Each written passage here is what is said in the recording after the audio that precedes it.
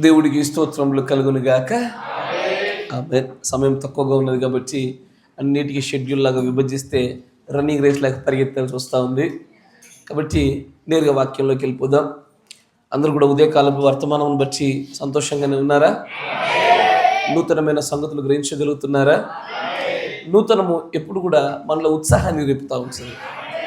తినిన ఆహారమే తినినప్పటికీ జీవము లభించినా కూడా కొత్తదైన ఆహారం ఎప్పుడు కూడా మనలో ఒక కొత్త జీవాన్ని, నూతనమైనటువంటి ఆ ఉత్సాహాన్ని ఎప్పుడు ప్రేరేపిస్తూ ఉంటుంది. కనుక నిజంగానే ఉదయకాలంలో మాట్లాడుతున్నటువంటి ఆ సంభాషణలో ప్రభు కృప చూపి ఉన్నారు కనుక దేవుడి నామం కనపరచబడును గాక. దాన్ని ముందు కొనసాగిద్దాం. ఆదికాండము 6వ అధ్యాయము మొదటి వచనం నుంచి గమనించినట్లయితే, నరుడు భూమి మీద విస్తరింపనారంభించిన తరువాత కుమార్తెలు వారికి పుట్టినప్పుడు దేవుని కుమారులు నరుల కుమార్తెలు చక్కని వారిని చూచి వారందరిలో తమకు మనస్సు వచ్చిన స్త్రీలను వివాహం చేసుకుని, అప్పుడు యెహోవా, నా ఆత్మ నరులతో ఎల్లప్పుడూ వాదించదు, వారు తమ అక్రమ విషయంలో నరమాత్రులై ఉన్నారు, అయినను వారి దినములు 120 ఏండ్లగునెను. ఆ దినములలో నెఫీలులను వారు భూమి మీద ఉండిరి, తర్వాతను ఉండిరి. వారు దేవుని కుమారుల నరుల కుమార్తెలతో పోయినప్పుడు వారికి పిల్లలను కనిరి. పూర్వకాలమందు పేరు పొందిన శూరులు వీరే. మంచిది. మీరు చూడండి, తలలో వచ్చండి, కళ్ళు మూసుకొని చిన్న ప్రార్థన చేసుకుందాం. పరిశుద్ధుడా, మహోన్నతుడా, కృప కలిగినటువంటి తండ్రి, నీ వాక్యము మా యుద్ధ వినబడినప్పుడల్లా కూడా మేము మార్చుకున్నట్టు వినబడిన సంగతులు మేము మార్చుకుంటున్నాము నాయన. కానీ నీ పరిశుద్ధాత్మ శక్తి చేత అభిషేకించబడి ఆ పరిపూర్ణతను చేర్చబడుటలో ప్రభువా, నీ సహాయంలో మేము అధికంగా కోరుతూ ఉన్నాము. ఎందుకంటే అది మా వలన జరిగేటువంటి పని కాదు నాయన. మేము యుద్ధమును మాత్రమే చేయగలుగుతాము, కానీ ఆ యుద్ధం యొక్క విజయాన్ని అనుగ్రహించేవాడవు నీవే. మేము కేవలం విత్తనములు విత్తుతమేము, కానీ నాయన ఆ జీవముత్పత్తి చేయగల శక్తిమంతుడు నీవేనయ్యా. ఈ సేవను మీరు మాకు అప్పగించారే, కానీ దీనిలో నువ్వు మాకు కళల ద్వారా, దర్శనాల ద్వారా చూపినటువంటి ఆ ఎత్తుబాటునటువంటి ఆ వాగ్దాన నెరవేర్పుల వరకు నడిపింపు చేసేవాడు నీవేనాయన. నీ మీద పరిపూర్ణంగా ఆధారపడుతూ ఉన్నాము. మా జ్ఞానములను, మా గర్వములను తీసివేయండి ప్రభువ. మేము నాయన నిజంగానే భయభక్తులతో నేర్చుకున్నట్టుగా నీ యుద్ధకు వచ్చి ఉండగా మమ్మల్ని అందరినీ కూడా మీరు అభిషేకింపచేయండి. మాతో మీరు మాట్లాడండి ప్రభువ. నాయన నీ మాట నిజముగానే ప్రభువ, అది నిజంగా చాకలి సబ్బు లాంటిదే తండ్రి. అది మాలో ఉన్నటువంటి మలినములను కడుగునప్పుడు అది మాకు కొద్దిగా ఇబ్బంది కలిగినను నాయన, మేము నిర్మలమైనటువంటి ప్రభువ ఆ చక్కటి వస్త్రములతో మేము ఉండుటకు నీ వాక్యం మాకు కావాలి తండ్రి. కాబట్టి నీ వాక్యము చేత మమ్మల్ని అందరూ కూడా శుద్ధి చేయమని, నిర్మలులుగా మమ్మల్ని నిలబెట్టమని, నిర్దోషులుగా మమ్మల్ని అందరూ ఒక రోజున తీర్చుటకై మమ్మల్ని అందరూ కూడా ప్రభు జ్ఞాపకం చేసుకోమని, బోధింపదగిన ఆత్మ చేత, గ్రహింపు శక్తి చేత ఈ స్థలమును కూడా ప్రభు మీరు అభిషేకింపు చేయమని ప్రభు అయిన యేసుక్రీస్తు నామములో ప్రార్థన చేయుచున్నాము. ఆమేన్. మంచిది. ఉదయకాలంలో మనము వినినటువంటి సంగతుల్లో కొంత మనం గమనించగలిగినట్లయితే, ఉన్నత దేహులను చంపువారి గురించి మనం మాట్లాడుతూ ఉన్నాము. ఉన్నత దేహులను చంపువారి గురించి మాట్లాడుచుండగా మొదటిగా అసలు ఉన్నత దేహులు ఎక్కడి నుండి వచ్చారన్న సంగతి మనం ఉదయకాలం అంతా కూడా పరిశీలనగా చూసాము. వారు ఎక్కడి నుంచి వచ్చారు, వారికి ఆ గుణలక్షణములు ఎక్కడి నుంచి వచ్చాయి, భౌతికంగా శరీర సంబంధంగా వారు ఎక్కడి నుంచి పొందుకున్నారు, ఆత్మ సంబంధంగా వారు ఎక్కడి నుంచి పొందుకున్నారు, నేడు వారి పరిస్థితి ఎలాగ మార్పులు చెందుతూ వస్తూ ఉందన్న విషయాల్లో కొంత మట్టుకు దాన్ని చూడగలిగాం మనము. అయితే ఇప్పుడు జాగ్రత్తగా గమనించండి. నోవాహు జల ప్రళయానికి ముందు పరిపూర్ణంగా భూమి అంతా కూడా ఆ ఉన్నత దేహుల యొక్క బలాత్కారముల చేత మాత్రమే పట్టి పీడించబడుట వలన దేవుడు ఆ అక్రమాన్ని, ఆ అన్యాయాన్ని చూడలేక మొత్తాన్ని కూడా ప్రక్షాళన చేయడం కొరకై జలములతో ఈ భూమిని కడుగుటకు ఇష్టపడి మొత్తాన్ని కూడా ఆయన సరిచేసేటువంటి ఆ పని చేశాడు. కానీ ఆ పని చేయడానికంటే ముందే ఏం జరిగింది అంటే మంచి గమనించాలి. ఈ ఉన్నత దేహుల యొక్క ప్రస్థానం అంతా కూడా సంకరము అనేటువంటి ఒక ప్రక్రియ ద్వారానే జరిగింది. ఏ జాతులైతే జతపరచబడకూడదో ఆ జాతుల వలన కొత్త జాతులు ఉత్పత్తి అవుతాయి. ఆ కొత్త జాతులు మరిన్ని జాతులు ఉత్పత్తి అవునట్లుగా కారణమవుతాయి. వీటి వల్ల వాటి యొక్క జీవన కాల పరిమితిలో మార్పులు, వాటి శక్తిలో, వాటి బలములలో మార్పులు కలుగుతూ ఉంటాయి. మీరు జాగ్రత్తగా గమనించినట్లయితే మీకు సాధారణంగా మీరు కొన్ని పదాలు వింటూనే ఉంటారు. అయ్యా, లైగర్ అని, కైగర్ అని కొన్ని పదాలు వింటున్నారా? జాగ్రత్తగా గమనించి. మీకు ఒక మాట చెప్తా. పొద్దున్న మీకు ఎట్లాగైతే ఈ కోళ్ళను గురించి చెప్పానో ఇప్పుడు కాసేపు సింహాల గురించి చెప్తా. వింటున్నారా? సింహాల గురించి చెప్తా, జాగ్రత్తగా గమనించండి. ఇప్పుడు ఒక మగ సింహము, ఒక ఆడ సింహము కాదు, పులి కదా. ఇవి రెండు ఒకవేళ కనుక పిల్లలు ఉత్పత్తి చేయట్లో కనుక ముందుకు వస్తే ఇక్కడ వచ్చేదాన్ని లైగర్ అంటారు. ఇది లయను, టైగర్. ఇవి రెండు ఒకవేళ సంతానోత్పత్తి వైపు అడుగులేస్తే పుట్టేదాన్ని లయన్ అన్నారు, టైగర్ అన్నారు. దాన్ని ఏమంటారు? లైగర్ అంటారు. ఒకవేళ ఈ లైగర్కే మనం కనుక మగసింహాన్ని ఇచ్చి పెళ్లి చేసామనుకో, మీకు అర్థమయ్యే భాషలో పరిశుద్ధంగా చెప్తా ఉండ. ఒకవేళ మగసింహాన్ని ఇచ్చే కనుక పెళ్లి చేసామనుకో, దీన్ని ఏమంటారు? లైగర్ అంటారు. కొత్త జాతి. దీనికే లేదు ప్యూర్ పులి జాతితో మళ్ళీ పెళ్లి చేసామనుకో, దీన్ని టైగర్ అంటారు. మీరు వింటున్నారా? ఇది మగసింహానికి ఆడు టైగర్కి జరిగితే ఇది రివర్స్ అయిందనుకో, ఏది మగపులి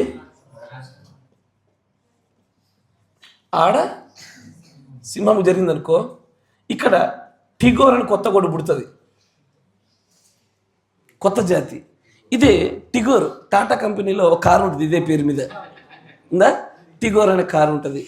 ఓడాడు మళ్ళా రెనాల్ట్ అనే కంపెనీలో కైగర్ అనే కారు పెట్టాడు. అవన్నీ కూడా సంకర జాతి జంతువుల యొక్క నిజమైన పేర్లే. ఇప్పుడు దీనికి మళ్ళా నిజమైనటువంటి మగసింహాన్ని ఇచ్చి పెళ్లి చేస్తే మా టైగోర్ పుడుతుంది. దీనికి మళ్ళీ ఆడుపుల్ని చేస్తే మా టైగోర్ పుడుతుంది.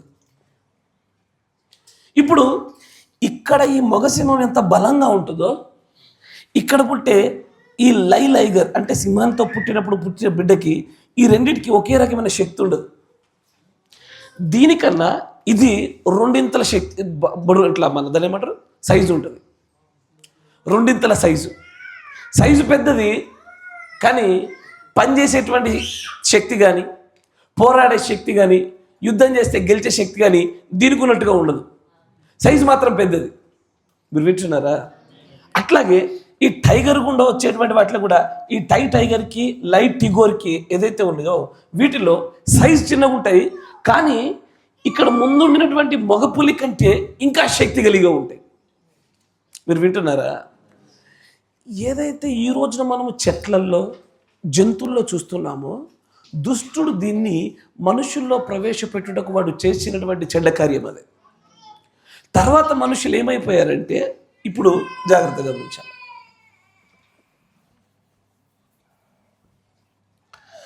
ఇప్పుడు దేవుని కుమారులు, తర్వాత నరుల కుమార్తెలు, వీళ్ళిద్దరికి పుట్టిన వాళ్ళే శూరులు. కరెక్టేనా? వీళ్ళిద్దరికి పుట్టిన వాళ్ళే శూరులు. ఇప్పుడు ఒక శూరుడు వచ్చాడు. ఈ శూరుని భార్యతో పెళ్లి చేసాం మనం. అర్థమైందా? అంటే గయ్యాలుడికి గయ్యాలి భార్యలాగా శూరవీరుడికి శూరవీర నరనిచ్చి పెళ్లి చేసాం. ఏం పుడుతుంది? ఇప్పటిదాకా లైగరు కైగర్ అరిస్తే కదయ్యా. శూరవీరుడికి శూరవీరని ఇచ్చి పెళ్లిస్తే పుట్టే పిల్లలు శూరపిల్లలే. కరెక్టేనా? ఖచ్చితంగా శూరపిల్లలే. అయితే శూరుడికి సాధారణమైనటువంటి పిల్లలు ఇచ్చేసాం. సాధారణమైన వాడికి శూరనారిని ఇచ్చి చేశాం. వింటున్నారా? ఇప్పుడు ఏం జరిగింది? ఇప్పుడు ఉదాహరణకి శూరుడికి సాధారణమైన స్త్రీ ఇస్తే శూరుడు పుట్టచ్చు, సాధారణమైన వాడు పుట్టచ్చు, లేదా సగం శూరుడు సగం సాధారణమైన పుట్టచ్చు, లేదా దేహంలో పెద్దగా ఉన్నా కూడా పనులు తక్కువగా ఉండొచ్చు, లేదా దేహంలో చిన్నగా ఉన్నా కూడా పనులు ఎక్కువ ఉండొచ్చు. కరెక్టేనా? ఇప్పుడు ఈ క్రమం పెరుగుతూ పెరుగుతూ పెరుగుతూ పెరుగుతూ కిందికి పోతున్నా కొలది ఏం జరుగుతుంది అంటే, ఎవరైనా సరే మరణం ప్రవేశించుట వలన ఈ శూరత్వపు ఉన్నత దేహము ఆకృతి అయినా సరే తగ్గుతూనే వచ్చేసింది. కాలక్రమేణా ప్రవేశపెట్టబడ్డప్పుడు ఉన్నంత శక్తి కన్నా కాలక్రమేణా తగ్గుతూ వచ్చేసింది. వారి యొక్క జీవన ఆయుష్ కూడా జరిగించబడింది. వీరి జీవన ఆయుష్ తగ్గడానికి అత్యంత ప్రధానమైన కారణం ఏంటంటే హైబ్రిడ్ ఫుడ్ మాత్రమే కాదు, హైబ్రిడైజేషన్ ఆఫ్ ద సీడ్. మీరు వింటున్నారా? అదే మీరు అక్కడ కనిపెడతారు. చూడండి, దేవుడు అదే మాట అంచాడు. వారు అక్రమ విషయములో నరమాత్రులై ఉన్నారు, అయినను వారి దినములు అంతకు మునుపు 120 ఏళ్ళు లేదుగా, 100 సంవత్సరాలు బతికారు కదా. 996 సంవత్సరాలు 90 సంవత్సరాలు బతికిన వాళ్ళు ఉన్నారు, మెతుషెల లాంటి వాళ్ళు. కానీ కాలక్రమేణా వీరి వయస్సు ఆయుష్ పరిమితి ఎందుకు పడిపోయిందంటే వారు వీరి యొక్క లా ఆఫ్ రిప్రొడక్షన్లో, పునరుత్పత్తిలో వారు ఎన్నుకునేటువంటి వారి వ్యక్తిగతమైన నరమాత్రమైన క్రియల వలన, వారి చెడుతనం ప్రబలుట వలన వారి ఆయుష్ తగ్గుతూ వచ్చింది. మీరు వింటున్నారా? ఇప్పుడు బలమైన కారణాలు ఏంటిది? ఒకటి, ఆయుష్ తగ్గడానికి నేరుగా మరణ నియమం ప్రవేశించుట వల్ల, పాపం వల్ల ఒకటి. 2, దేహానికి నీ ఆహారం నియమమై ఉన్నది కనుక ఆహారములో మార్పులు, దేహములో మార్పులు కలిగించడం వలన ఆహారం 2వ కారణం. 3, ఈ నెఫీలీల యొక్క అంటే సర్పసంతానం యొక్క బీజము అది మిళితమై మిశ్రమై అది అన్ని చోట్ల కూడా నరమాత్రులై ఉన్న వారి క్రియల వల్ల పాడు చేయటం వల్ల, ఈ 3 కారణాల వల్ల కాలక్రమేణా మనుషుల ఆయుష్ తగ్గిపోతూ ఉంది. ఒకప్పుడు మనమందరం బాల్యదశలో ఉండగా 100 ఏళ్ళు బతుకుట సాధారణమైన విషయం. ఈ రోజున 100 ఏళ్ళు బతుకుట అంటే అది ఇన్సూరెన్స్ కంపెనీ కూడా అంత సీన్ లేదు అంటున్నాడు. మీరు ఇట్టున్నారా? సార్ 100 దాకా వాళ్ళు బతుకుతారు సార్. ఇవాళ రేపు గూగుల్ అడగండి, గూగుల్ అడిగితే కనుక today the average human life span అంటే 60 ఏళ్ళే చూపిస్తుంది. 60 బ్రతికితే గొప్ప విషయమే. అంటే ఓకే అమ్మయ్యా ప్రశాంతంగా మనం అయితే భవిష్యత్తు, మన పాత దినంలో పండు ముసలు అయితే చచ్చిపోతే ఎట్లా ఫీల్ అయ్యేటోళ్ళమో ఇప్పుడు 60 దాటితే అట్లా ఫీల్ అవ్వాల్సిన పరిస్థితి వచ్చింది. దీనికల్లా 3 కారణాలు. ఒకటి, హైబ్రిడ్ అంటే దాని ఏమంటారు దాన్ని, మన హైబ్రిడ్ అంటే తెలియలేదయ్యా, సంకరము చేయబడిన ఆహారము. 2, పాపం మరణ నియమములు. 3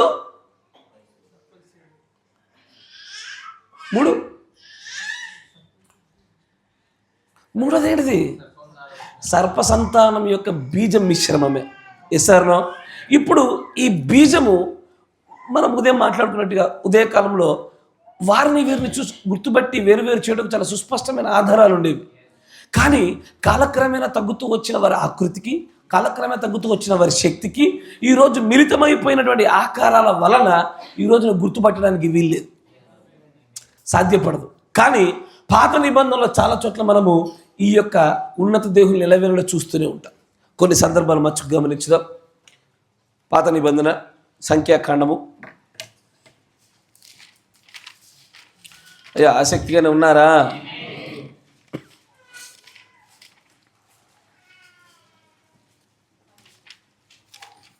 పదమూడవ అధ్యాయము. నేను ఇటుపక్క మీరు జాగ్రత్తగా గమనించాలి. ఇక్కడ పేర్లు మార్చబడుతున్న విధానాన్ని కూడా చూడండి.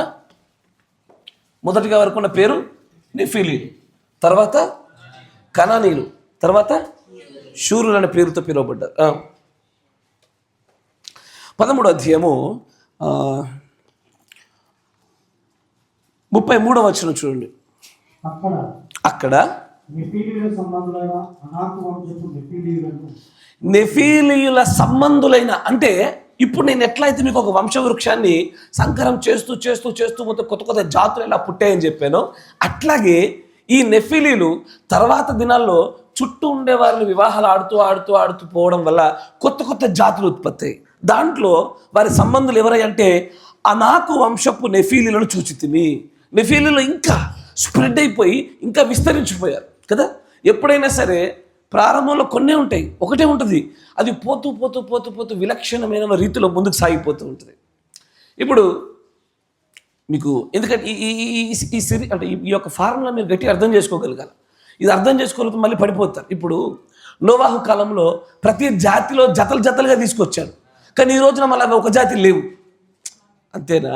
ఇప్పుడైనా కుక్క ఒక జాతి తెచ్చాడయ్యా, ఈరోజు కుక్క ఒక జాతి ఉందా? కోడి ఒక జాతి తెచ్చాడు, కోడి ఒక జాతి ఉందా? ఎన్ని జాతులు ఉన్నాయి? సీతాకోక చిలుకలను దగ్గర 300 జాతులు ఉన్నాయి. కరెక్టేనా? ఇవి సంకరం యొక్క వేగము చాలా శక్తివంతమైనది. అత్యంత వేగంగా ఇవి మార్పు చెందుతూ పోతూ ఉంటుంది. ఒక జాతి గాడిదను తీసుకున్నాడు, ఈరోజు గాడిదల్లో జాతులు ఉన్నాయి, కుక్కల్లో జాతులు ఉన్నాయి, పాముల్లో కూడా జాతులు ఉన్నాయి. సార్నో పాముల్లో కూడా జాతులు ఉన్నాయి, కొన్ని వేల జాతులు. ఇన్ని వేల జాతుల్ని ఆ ఒక్క ఓడలో పట్టిస్తాడా? పట్టించలేడు. కానీ ఇప్పుడు ఏ నియమమైతే పునరుత్పత్తి చట్టములో మిశ్రమ బీజముల వల్ల కలుగుతున్న ఈ సిద్ధాంతం ఏదైతే ఉందో, ఇదే నోవాహు ఓడలో నుంచి ఈ రోజున ఇన్ని వేల కోట్ల జాతులు ఉత్పత్తి అవ్వడం గల కారణమైంది. అది ఒకదాన్నొకటి మిశ్రమము చేయబడతా ఉంటుంది. ఈ మిశ్రమములో వాతావరణ పరిస్థితుల యొక్క పాత్ర కూడా ఉంటుంది. సరే, నోవాహు గురించి మాట్లాడుకున్నాం, దాని గురించి లోతులో మాట్లాడదాం. కానీ ఇక్కడ చూడండి, అని అంటాడు, నెఫీలీల సంబంధులైన ఆనాకు వంశపు నెఫీలీలను చూచితిని. ఇప్పుడు దీనిలోంచి మళ్ళీ ఎవరు ఉత్పత్తి అవుతున్నారు? ఆనాకు వంశస్థులు. ఎక్కడైతే ఆనాకు వంశస్థులు అని కనబడుద్దో అక్కడ వాళ్ళు మాట్లాడుతుందల్లా కూడా నెఫీలీల గురించే మాట్లాడుతున్నాడు ఆయన. కానీ మనం ఆనాకు వంశం అని కనబడుతున్న చోట ఇది నెఫీలీలు, ఉన్నత దేహులు, మిశ్రమ జనాంగము అని మనం గుర్తుపట్టలేదు. కానీ ఆ వంశవృక్షము పాకుతూ ముందుకెళ్తున్న విధానాన్ని చూస్తుంటే మాత్రము బైబిల్ మొత్తం వాళ్ళే కనబడతారు.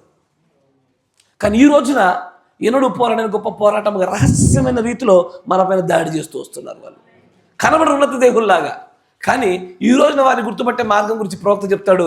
వర్తమానం వాక్యం ఒకటే అంటాడు ఆయన. వారికి పొడుగున్నారా, పొట్టికున్నారా, బలం ఉందా లేదా చూడొద్దు. ఈ రోజున వర్తమానాన్ని పెట్టి చూడు, ఎగ్జాక్ట్ మెసేజ్ ప్రకారంగా జీవిస్తున్నాడా, జీవించట్లేదా, అక్కడే దొరికిపోతారు. సాతానుగాడు ఏ విధంగా ప్రతిసారి ఒక స్త్రీ గుండానే పాపమును చొప్పించుటకు వాడుకున్నట్టుగా ఇప్పుడు కూడా ఎల్లవేళ స్త్రీనే ముందు పెట్టి స్త్రీ గుండా పాపములు చేసేటువంటి ఒక ఆలోచన క్రమం ఉంటుంది. ఇది ఆ బీజమును గుర్తుపట్టడానికి ఒక సరి అయినటువంటి ఆనవాళ్ళు కనబడుతూ ఉంటాయి. ధనము చేత, స్త్రీ చేత, కీర్తి చేత, పేరు ప్రఖ్యాతల చేత. జాగ్రత్త అయ్యా. ఈ రోజు సర్పసంతానాన్ని గుర్తుపట్టాలంటే ఈ రోజు కూడా జాయింట్స్ ఉన్నారంటే ప్రవక్త అంటాడు, ఈ రోజుకి ఉన్నారు జాయింట్స్.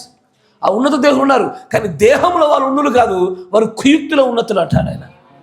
వారిని గుర్తుపట్టడానికి వాక్యం ఇచ్చేటువంటి ఆ సులువైన మార్గాలు పట్టకుండా గుర్తుపట్టడం అసాధ్యం. అది తర్వాత చూడండి, అని అంటాడు, ఇక్కడ నెఫీలీల సంబంధులైన ఆనాకు వంశపు నెఫీలీలను చూచితిమి, మా దృష్టికి మేము మిడతల వలె ఉంటివి, వారి దృష్టికి అట్లే ఉంటే. మరి సాధారణంగా ఈ మిడతల వల్ల ఉండే స్టోరీ మనకి ఎక్కడ? వీరు వేగు చూడడానికి వెళ్ళినప్పుడు కదా, యెహోషువ ఆ కాలంలో ఉండగా ఇక్కడ నుంచి పంపినటువంటి ఎవరైతే 12 మంది గోత్రానికి ఒక్కొక్కరు చొప్పున 12 మందిని ఆయన ఏం చేశాడు? ఆ దేశంలో ఉండేటువంటి ఆ సంపదను గురించి, రెండోది ఆ దేశంలో ఉండేటువంటి యుద్ధ సంపత్తిని గురించి, వారి యొక్క ప్రణాళికల గురించి మనం కొంత అవగాహన తెచ్చుకుందాం అన్నప్పుడు అక్కడికి వెళ్ళారు, తిరిగారు. ద్రాక్ష గెలలు తీసుకొస్తే ఇద్దరిద్దరు మోయాల్సిన పరిస్థితి, అంతంత వృద్ధి కదా. ఎందుకంటే వీళ్ళు ముందుగానే వెళ్ళిపోయి నూతన దేశానికి పంపబడినటువంటి కయీను యొక్క కానాను సంతతి వాళ్ళు చేసినటువంటి గొప్ప వృద్ధి అది. దానిని చూడడానికి వెళ్ళినప్పుడు దాన్ని సంరక్షించడానికి కూడా ఇప్పటికీ ఉన్నత దేవులే వాడబడుతున్నారు ఆ సమయంలో. అయితే ఆ ఉన్నత దేవులను చూడగానే వారు అంటారు, వారు మా కంటికి ఎలా కనబడుతున్నారు అనుకుంటున్నావు? ఉన్నత దేవులయ్యా, మా కంటికి మేము ఎలా కనబడుతున్నాము? మిడతల్లా కనబడుతున్నాము. ఇక్కడ ఆ వంశపు వారు మాత్రమే కాదు, అందుకే ప్రవక్త చెప్పిన ఆ కొటేషన్ మీకు చాలా కావాలని చూపించా. మోషే ఏమంటాడు? The land of Conan is full of joints అన్నాడు అన్నమాట. కానాను దేశపు ఆ భూభాగము పరిపూర్ణముగా ఉన్నత దేవుల చేత మాత్రం నింపబడింది. భౌతికమైన ఆ కానాను దేహము ఆత్మీయమైన మన పరలోక రాజ్యానికి సాదృశ్యం. కరెక్టేనా? వారు ఆ ఉన్నత దేవులను జయించితే తప్ప ఎలాగో ఆ దేశాన్ని స్వాతంత్రించుకోలేకపోయారో, మనం కూడా ఈ రోజు ఉన్నత దేవులు గుర్తించకపోతే ఈ రోజున కూడా సాధించలేవు. నువ్వు నా మాట వింటున్నారా? ఆ రోజున వారు ఉన్నత దేవులను చూశారు, గుర్తుపట్టారు. భయపడ్డవాడు భయపడ్డాడేమో కానీ చివరికి గెలిచి ధైర్యముగా దేవుడిచ్చే శక్తితో ఎదిరించి ముందుకు సాగగలిగారు, వాగ్దాన దేశాన్ని పొందుకోగలిగారు. ఈరోజు నీకు నాకున్న వాగ్దాన దేశం ఏది? పరిశుద్ధాత్మ బాప్తిస్మమే. అంతేనా? ఈ పరిశుద్ధాత్మ బాప్తిస్మాన్ని కూడా ఉన్నత దేహులు అనబడిన వారిని గుర్తించుటలోను, వారితో యుద్ధము చేయుటలోను, వారిని జయించుటలోనే నా పరిశుద్ధాత్మ బాప్తిస్మం ఆధారపడ్డది. నా మాట వింటున్నారు కదా. పరిశుద్ధాత్మ బాప్తిసం రావాలంటే ఈ రోజు ఉన్నత దేవుని కూడా జయించాలా. అదే ఉన్నత దేవుడు నేటికి సాగుతున్నారుగా, కానీ గుర్తుపట్టడంలో విఫలమవుతున్నారు. ఈసారిలో సజ్జాగ్రత్త గమనించండి. ఇక్కడ ఒక చోట మనం చూస్తే మరో చోట కూడా మీ ఎదురు చూపిస్తుంది. దీంట్లోనే 22వ వచనం చూడండి. దాంట్లోనే 13వ అధ్యాయంలోనే 22వ వచనం చూడండి. వారు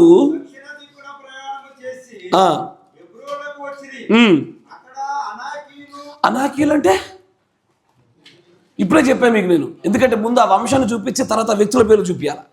ఇప్పుడు అక్కడ అనాకీయులు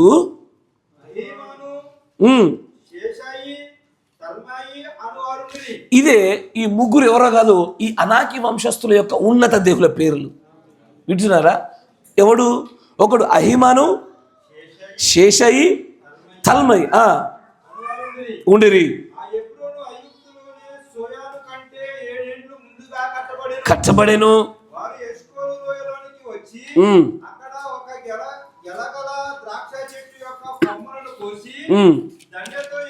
పద్నాలుగో అధ్యాయం చూడండి. 14వ అధ్యాయము దాంట్లో 9వ వచనం చూడండి. 9వ వచనం, మెట్టుకు యెహోవా మీద మీరు తిరగబడకుడి, ఆ దేశ ప్రజలకు భయపడకుడి. ఎందుకంటే వారి సైజ్ అలా కనబడతా ఉంది, వారి ప్రబలిపోయినటువంటి శక్తి అలా ఉంది.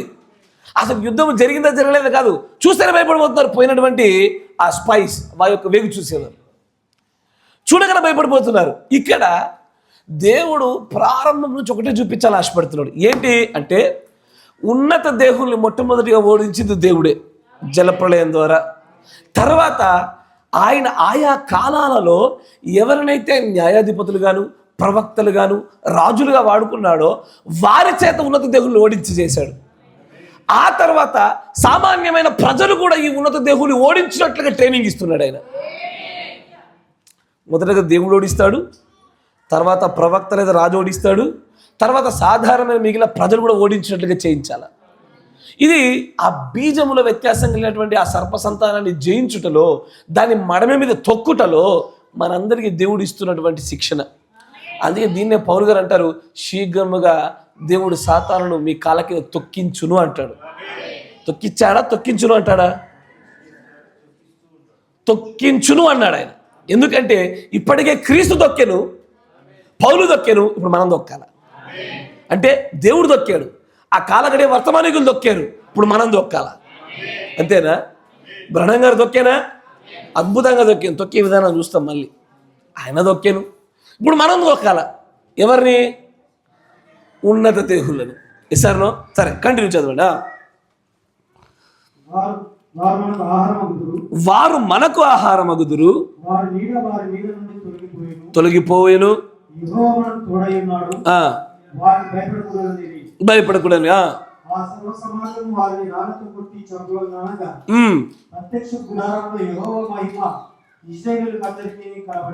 అక్కడ దేవుడు ఆ ఉన్నత దేవుళ్ళను చూసి భయపడుతున్నటువంటి తన ప్రజలతో చెప్పిన మాట, మీరు భయపడకూరి, తిరుగుబాటు చేయకూరి.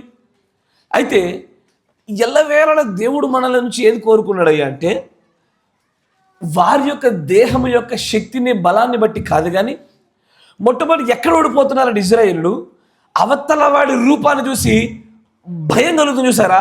ఆ భయం దగ్గర ఓడిపోతున్నారు. యుద్ధంలో కాదు ఓడిపోయింది, ఆ యుద్ధము చేయడానికి ప్రారంభించడానికి మునిపే కలుగు భయములోనే ఇజ్రాయేలులో ఓటమి దాగింది. అనేకమైన చోట్ల ఇదే మాట చెప్తుండ. ఆమోసు గ్రంథము చూడండి,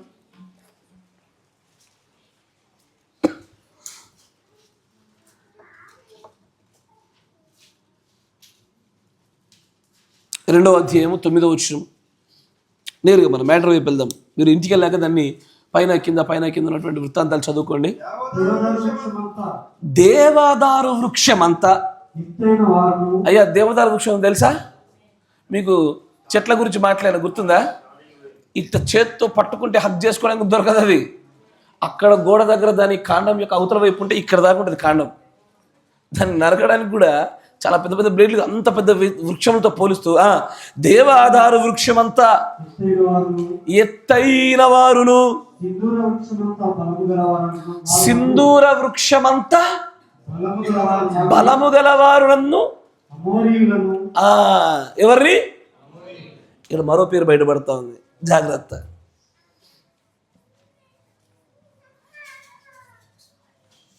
అమోరీయులను వారి ముందర నిలవకుండానే నాశనం చేశాను. మీ ముంగ నిలబడలేకుండా వారు ఎట్లున్నాడు? ఒక్కొక్కడు దేవదారు వృక్షంలో ఎక్కున్నాడు, కరెక్టేనా? సింధూర వృక్షం అంత పెద్దగా ఉన్నాడు ఒక్కొక్కడు. అయినా సరే మీ ఎదుట నిలబడకుండా ప్రతి ఒక్కరిని నేను వెళ్ళగొట్టానుగా, నాశనం చేశా కదా. కంటిన్యూ. చేశా కదా. ఐగుప్తు దేశంలో నుండి మిమ్మల్ని రప్పించి అమోరీయుల దేశంలో మీకు స్వాధీనపరచాలని 40 సంవత్సరాలు అరణ్యంలో మిమ్మల్ని నడిపించింది కదా. అమోరీయుల దేశము ఏది? మంచిగా గమనించాలా. ఇప్పుడు 40 ఏళ్ళు వీళ్ళని దేవుడు అరణ్య మార్గం కూడా తీసుకొచ్చింది. ఏ దేశాన్ని తీసుకోవడానికి? కానాను దేశాన్ని, అమోరీయుల దేశాన్న? రెండు ఒకటే. ఏ దేశాన్ని? కానాను దేశాన్ని. దాంట్లో అమోరీయులు నివసిస్తున్నారు. ఆ కానానులో అమోరీయులని, అనాకీయులని విభాగించబడినటువంటి వీరందరూ నెఫీలుల సంబంధులు. అసలు ఆ ల్యాండ్ మొత్తంలో ఉన్న వాళ్ళందరూ నెఫీలీలే మొత్తం అంతా. అందుకే నేటికి మీరు అప్పుడప్పుడు న్యూస్లో చూస్తూ ఉంటే ఎప్పుడో దవ్వుతుండగా పెద్ద పెద్ద ఎముకలు దొరుకుతుంటే, ఆడ పెద్ద ఎముక దొరికిన వాడిని గొలియత్ అని పిలుతున్నారు వీళ్ళు. వింటున్నారా?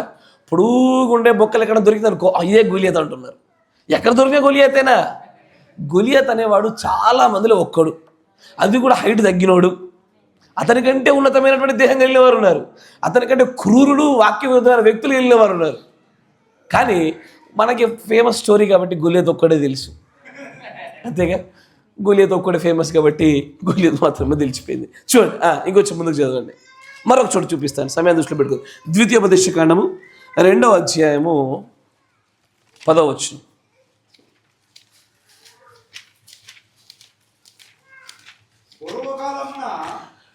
2వ అధ్యాయము 10వ వచనం. పూర్వకాలమున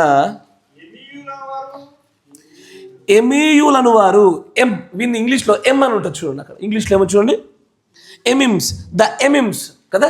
వీరిని ఏమంటున్నాడు? ఎమీయులు.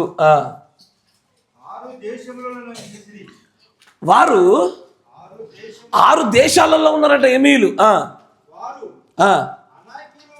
అనాకీయుల వలె. అనాకీయులు ఎవడు? నెఫీలుల సంబంధులు కదా. నెఫీలుల సంబంధులు అనాకీయులు. అనాకేయుల వలె ఈ ఎమీయులు కూడా ఉన్నత దేవులు. అంటే ఈ టైగరు, లైగరు, కైగరు ఎట్టబోయిందో, నెఫీలుడని ఒక్కడు కయ్యం దగ్గర నుంచి ఇడు అనాకీయులని, ఎమీములని మరియు అమోరీయులని, ఇది ఈ పోతనుంది చెట్ట ఇంత.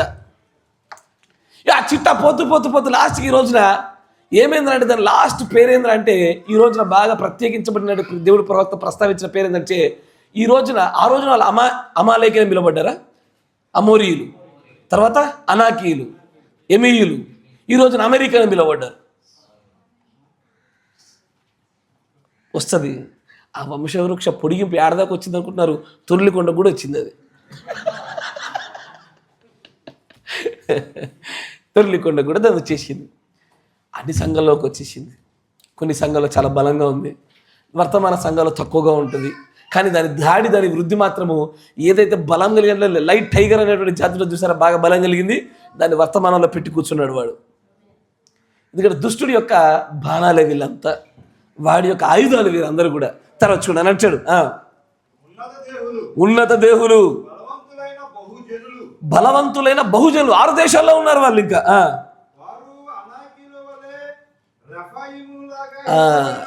ఎవరు? రెఫా ఈమీయులు. తర్వాత మోయాబీలు పెట్టిన పేరు ఏంటంటే ఎమిమ్స్. ఏంటది? ఎమిమ్స్ కదా. ఒక్కొక్క దేశానికి ఒక పేరు పెడతాడు. ఆంగ్లేయుడు వచ్చి మనకేమని పెట్టాడు? ఇండియా అని పెట్టాడు, అంతేగా. ఈ దేశం పేరేం పేరు? ఆడబెట్టిన పేరు ఇండియా బేట. ఈ దేశం పేరేంటి? భారతదేశము, లేకపోతే హిందుస్థాన్ కూడా కూడా పెట్టిందే. హిందూ పదం, మన ముస్లిం పదాలు అవన్నీ ఉర్దూ పదాల కిందకి వస్తాయి కదా. ఇట్లా ఒక్కొక్క పేరు పెట్టినట్టుగా వాళ్ళు ఈ రెఫాయిమీలను వారు మోయాబీ ప్రాంతం వాళ్ళు ఏమని పిలిచేవారంటే ఎమిమ్స్ కదా. వీళ్ళందరూ కూడా ఈ ఉన్నత దేహుల యొక్క కేటగిరీ సంబంధించినలే. అదే సేమ్ నడుస్తా వస్తా ఉంది. అసలు వీటన్నిటికంటే ముందు మరొకడు పరాక్రమం గల శూరుడు అని ఒక పేరు కలిగిన ఒకడు ఉన్నాడు, నిమ్రోదు. వాడు అదే బ్యాచ్. వాడు ఎంత పెద్దోడయ్యా అంటే వాడు మొత్తం యుద్ధ పంక్తులను తీర్చడంలో బాగా ప్రావీణ్యుడు.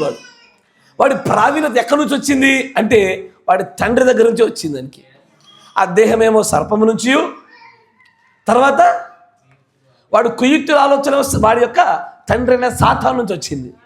వాడు కూడా ఇదే బ్యాచ్కి సంబంధించినాడు. సరే, ఇంకొంచెం ముందుకు సాగిద్దాం. అని అంటాడు, పూర్వకాలమున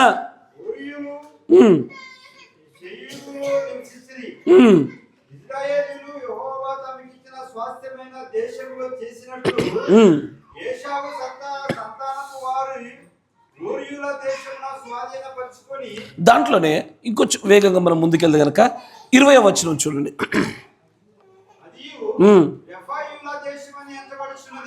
రెఫాయిల్ అంటే ఉన్నత దేహులే ఇసార్ను. తర్వాత అందులో నివసించిరి.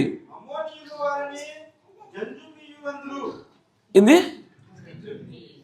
అమోరీయులు పెట్టిన పేరు జంజుమీయులు. మరి పైన మోయాబీలు పెట్టిన పేరు ఎమీయులు కదా. ఈ జంజుమీయులను చూడండి, ఇంగ్లీష్లో ఏముంటుందంటే చదివేశారా? జుమ్మిమ్స్. కరెక్టేనా? జుమ్మిమ్స్ ఎసారు. మొన్నటే కదా తినడానికి వెళ్తుంటే జమ్ అన్నాడు. ఏడ బాగుంటుంది అంటే జమ్ అన్నాడు అంటే ఉన్నది. ఏం పేరు అది? జంజుమీయులు.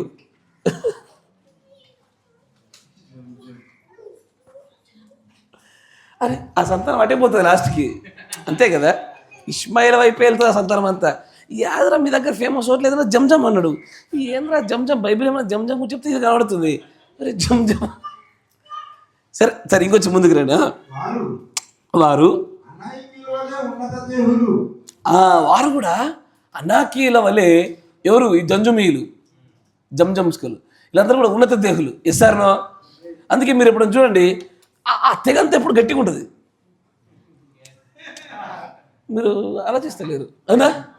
ఆ వరుస ఎప్పుడు కూడా ఎట్లుంటుంది? కొంత మఠ్యంగా ఉంటుంది. అది మన క్రైస్తవులు ఎట్లుంటారు? ఉపవాసాలు చేసి బక్కచిక్కి ఒకడు, జ్వరం వచ్చి, తుమ్ముకు దగ్గుకి ప్రతిదానికి మందులు వాడి, ఏముంది బాబు మీ దగ్గర గొప్ప, మీ దగ్గర ఏమో చెప్పు, నీ ఆస్తిపాస్తులు లిస్ట్ చెప్పు అంటే మొత్తం అన్ని రోగాల లిస్టే ఉంటుంది ఇక్కడ. అదే మన ఆస్తి అయిపోయింది లాస్ట్కి. నిజారు. నిజంగానే దేవుడి ప్రజలు ఎప్పుడు కూడా బలహీనతలతోనే ఉంటున్నారు. అవతల పక్షం ఎప్పుడు కూడా బాగా బలమైన దృఢమైన తీరుతోనే కనబడుతూ ఉంటుంది. నేను కూడా చాలామంది దేవుణ్ణిలో అబ్బా ఈ బ్రదర్ గట్టిగా ఉంటాడన్న ప్రతి ఒక్కరిని దేవుడు ఇరగొట్టి కూర్చోబెట్టాడు. మీరు ఇచ్చున్నారా? అది ఎవరైనా సరే, అరే దేవుల్లో ఈ బ్రదర్ భలే, అసలు మొత్తం మస్తు గట్టిగా ఉంటాడు అన్న ప్రతి ఒక్కరిని మరణాంతరంలో ఇరగొట్టి కూర్చోబెట్టి దూదిలాగా చేసి పెడతాడు. ఆయన ఎప్పుడు అంతేగా మోషన్ చేసింది అదే. ఎసారు ఎవరినైనా సరే దేవుడు విరిగి నలిగేటట్టుగా చేసి చివరికి వారిలో నుంచి దేవుడి యొక్క గుణలక్షణం తన్నట్టుగా చేస్తాడు ఆయన. ఆమేన్. తర్వాత చూడ సరే, 2వ సమూయేలు గ్రంథము 21వ అధ్యాయము. కొంచెం వేగంగా ముందుకు పోదాం.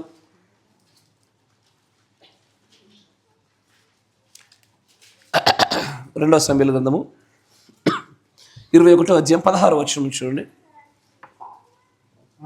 అప్పుడు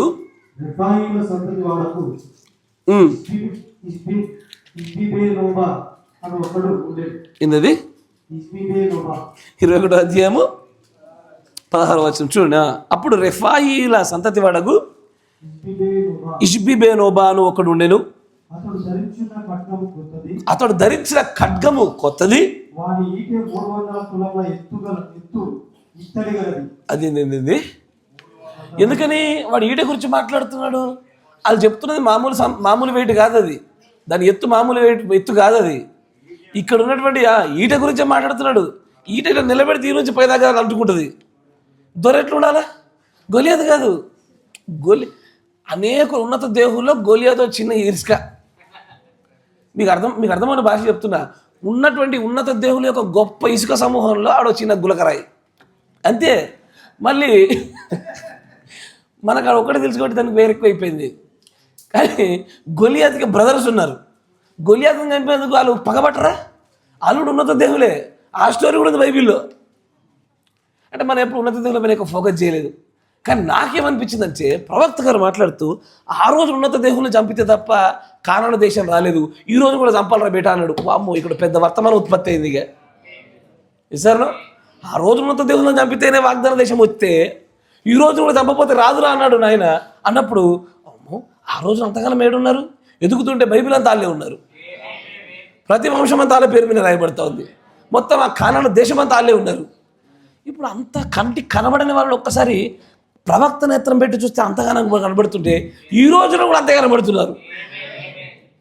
ఈ రోజున ఆత్మీయంగా సర్పసంతాన సంబంధమైనటువంటి లెఫీల యొక్క సంతానము ఈ రోజున విరివిగా కనబడుతూ ఉంది. కానీ ఎట్లా గుర్తుపడతావు? ఆ రోజున ఎత్తు పొడుగు చూసి, వాళ్ళ యొక్క బల్లెముల పొడుగులు చూసి, ఈ రోజున వాక్యమునకు వారి విధేయతలను చూసి, వారు అంగీకరించే సిద్ధాంతాలను చూసి, వారు వెంబడించే వర్తమానాలను చూసి చెప్పచ్చు. అంతేగా? తర్వాత చూడండి అంటాడు 16వ వచనం. అతడు అప్పుడు రెఫాయిముల సంతతి వాడగు ఇష్బిబెనోబా అను ఒకడు ఉండెను. అతడు ధరించిన ఖడ్గము క్రొత్తది, వాని ఈట 300 తులముల ఎత్తు ఇత్తడి గలది. నేను దావీదును చంపెదనని అతడు చెప్పి ఉండెను. సెరూయ కుమారుడైన అభిషై ఎవరు?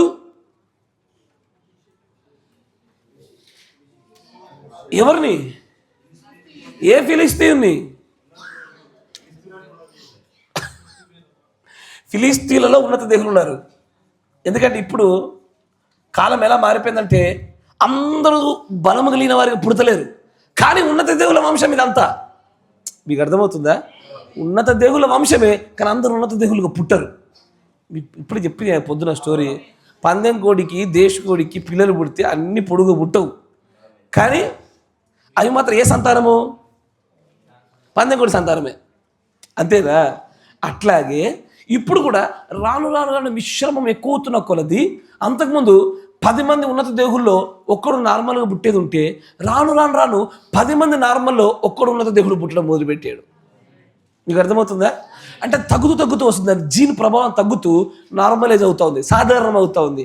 ఇప్పుడు ఫిలిస్తీన్లో 100 మంది సైన్యం ఉంటే నన్ను ఒకడు ఉన్నత దేవుడు కనబడతాడు గొప్పవాడిగా. ఇప్పుడు అతను ఎవరు చంపారు? సెరూయ కుమారుడైన అభిషై రాజును ఆదుకొని ఆ ఫిలిస్తీను కొట్టి చంపెను. దావీదు జనులు దీన్ని చూచి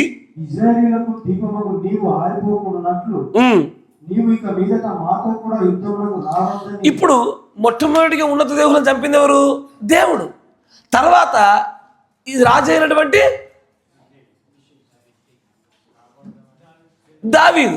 దావీదు తర్వాత ఇప్పుడు ఎవడని చంపేస్తాడు. ఇక మీరు వింటున్నారా? ఇప్పుడు శత్రు సైన్యాన్ని మనము మన కాళ్ళ కింద పెట్టి చితగొట్టడం నేర్పుచున్నాడు ఆయన. అంచెలంచెలుగా నేర్పించాల.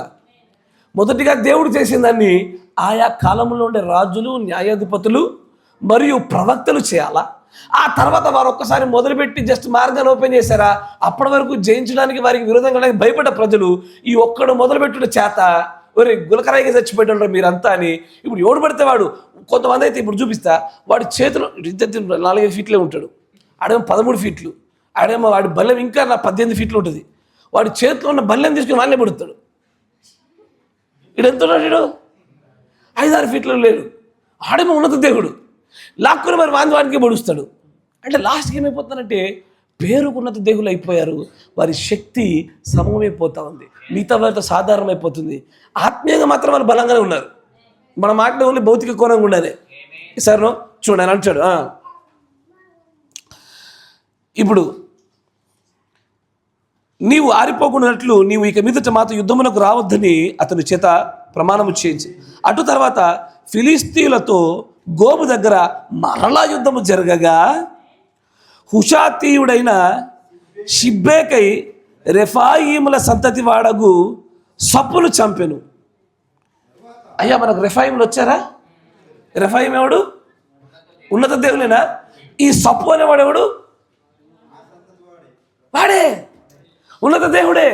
ఇక ఇప్పుడు నార్మల్ అయిపోయింది. ఇక ఇప్పుడు ఉన్నత దేవుని ఎవడు పడతాడు చంపేస్తాడు. ఇక ఏ సాధారణమైన వ్యక్తి అయినా సరే యెహోవా యందు విశ్వాసం కలిగి చంపేసుడే. ఇప్పుడు ప్రత్యేకంగా దావీదు లాంటి వాడు కూడా కాదు, ఇప్పుడు ఎవరైనా చంపాలి. ఇక నార్మల్ అయిపోయింది ఇది. Continue.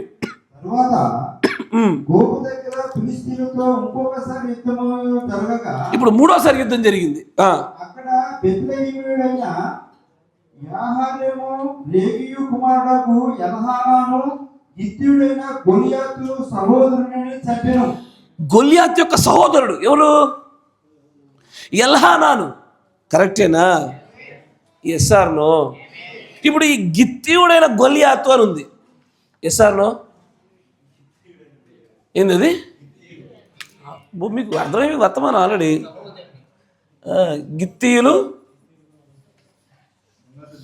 Goliath son of Gath అని రాయబడుతుంది ఇంగ్లీష్లో కదా. గిత్తీయులు. ఇంతటి ఇంకా పైనోడి పేరు కూడా ఎల్హానాన్ ఎవరు? అక్కడే బెత్లెహేమీయుడైన యహరేయోరేగీము కుమారుడగు బెత్లెహేంలో కూడా ఉన్నారా? ఉండాలగా. వీళ్ళు పొక్కారు, మొత్తం అంతా పాకిపోయారు వీళ్ళుగా. ఇప్పుడు వీళ్ళు ఇక్కడ అక్కడ అని చెప్పడానికి లేదు. ఇది అంతకుముందు వరకు కూడా ఒక 6 దేశాలు 5 దేశాలు ఉన్నారని చెప్పేది. ఇక లేరు వీళ్ళు. వీళ్ళు ఎక్కడ పడితే అక్కడ విస్తరించిపోయి బెత్లెహేము ప్రాంతాల వరకు కూడా పొక్కిపోయినారు వీళ్ళంతా. కరెక్ట్ అని అంటాడు. గిత్తీయుడైన గొలియాతు సహోదరుని చంపెను, వాని ఈట కర్ర నేత గాని దోనే. అంటే చూడండి, వాటి సైజుల గురించి ఎందుకు మాట్లాడుతున్నాడు? వాటి సైజుల గురించి ఎందుకు మాట్లాడాల్సి వస్తుందంటే వారు ఉన్నత దేవులను చూపించాలని వాక్యం అలాగూ రాస్తూ ఉంది. వారి ఈట మామూలుది కాదు, దోనంత పెద్దది. అంత పెద్ద ఈటలు పట్టుకున్నవాడు సాధారణ మానవుడు ఎందుకు అవుతాడు? వాడందరూ కూడా ఉన్నత దేవులే. తర్వాత మళ్ళీ జరిగింది గాత్ దగ్గర. ఎత్తరి ఒకడు ఉన్నాడట. వీడు ఎట్లా అంటాడు? బాగా ఎత్తగలిగినాడు. ఊరి 5 ఉంటేనే ఆగుతలేరు మనుషులు, వీరికి 6 ఉన్నాయి. ఇచ్చినారా అంటే వీడు జెనెటికల్గా ఎంత ఘోరముగా ఆ యొక్క మృగం యొక్క అనేది సర్పం యొక్క అది మనుషులు నిలబడ్డప్పుడు సర్పం మనుషుల కంటే పెద్దగా ఉంటుంది చూసారా? ఆ ఉన్నత దేహ లక్ష్యాలు వీళ్ళు ఎంతగా పొక్కాయి చూడండి. ఒకడు ఉన్నాడు, ఆడి పేరు చెప్తలేడు, ఆడు బాగా ఎత్తుగలిగినాడు. ఆడు ఒక్కొక్క చేతికి 6 ఏళ్ళు ఉన్నాయంట. 24 వేళ్ళు అతని గుండెను. వీడు కూడా రెఫాయిల సంతతి వాడు, ఉన్నత దేవుడే. కరెక్టేనా?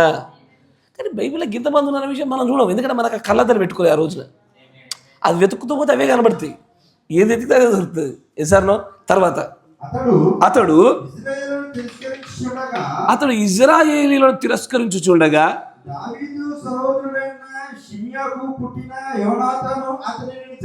యోనాతాను చంపిడు ఆయన్ని. ఒకప్పుడేమో దావీదు చంపినాడు, ఇప్పుడు యోనాతాను లాంటి వాడు చంపుతున్నాడు. ఎస్ఆర్నో? తర్వాత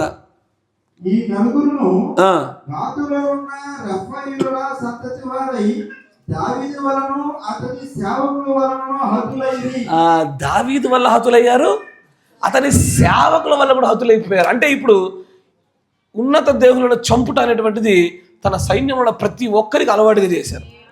ఇప్పుడు ఉన్నత దేవుళ్ళు కనబడుతుంటే అంటారు, చేశారు కానీ లెక్క భయపెట్టించినట్టుగా పొట్టి పొట్టలే. అంతేనా? ఇప్పుడు వాడి నుండి వాడి పక్కన ఉన్నత దేవుడు ఉంటాడు ఒకడు, అయినా సరే అంటే వాడు భయపడుతున్నాడు. అట్లయిపోయింది స్టోరీ అంతా. ఎందుకంటే దేవుడు వీరిని జయింపజేయుటలో తన శక్తిని, తన బలాన్ని, ఔన్నత్యాన్ని ఇజ్రాయేలు పైన కృపగా చూపుతూనే వచ్చినాడు. ఇది ఆది కాండంలో చేసినటువంటి ఆ ప్రవచన వాగ్దాన నెరవేర్పులవి. ఏమని? నీ సంతానానికి, నీ స్త్రీ సంతానానికి వైరం కలిగిస్తా. ఆ వైరములో ఇన్ని వంశాలు ఇంకా ఉన్నాయి.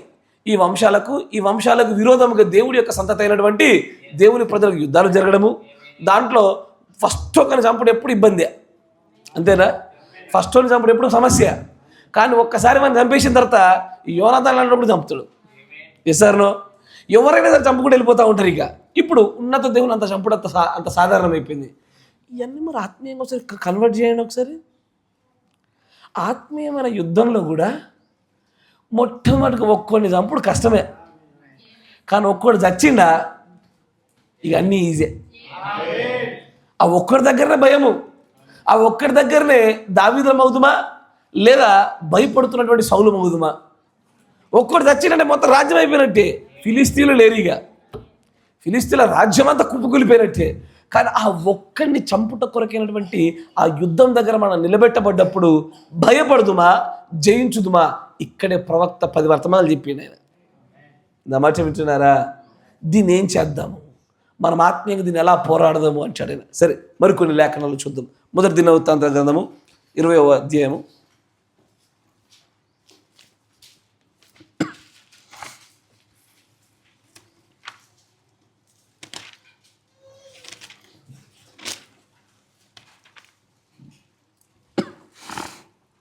1వ వచనం చూస్తే